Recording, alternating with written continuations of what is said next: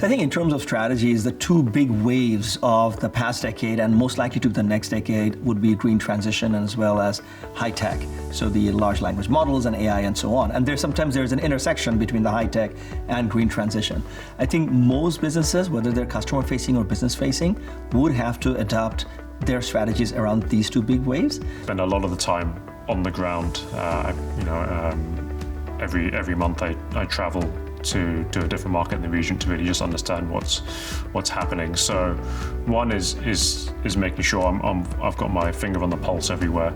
So what I found is you will really need to rely on the local expertise, whether it's the local those service providers, professional service providers who can provide you with those knowledge and experience, and also the local companies, some of the other companies where you can also get those experience and expertise for you to know how to navigate through some of the unique challenge in each of the market.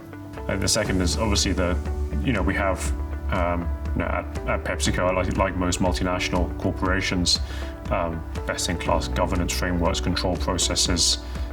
So from there's always control points for every decision that we make to make sure that we're doing the right thing and managing risk appropriately.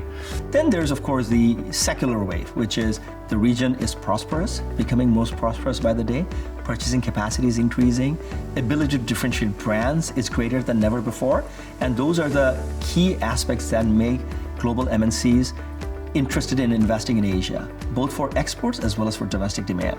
So recognizing those while being on top of the disruptive tech waves, absolutely essential. I'd say culture is a big part of, and that culture of integrity is a big part of how we try and do business and conduct ourselves. So that's a big part of risk management, is making sure you have the right culture. And lastly is from a finance side, again, that strategic planning, scenario planning, making sure that you're always discussing with your stakeholders, your business leaders, about what might happen, what decisions you might make, what you might do in different scenarios, and forward thinking. There is no replacement for scenario making and stress testing, a regular stress testing exercise, and as an adjunct to the risk management exercise. And so the risk directorate reporting through the compliance stream and to the board, it really behooves you to work through what are the potential scenarios that can impact your assets, your people, your franchise, and see what can you do as proactive steps and what can you invest in to address these challenges and make sure that your company is there robustly for the future.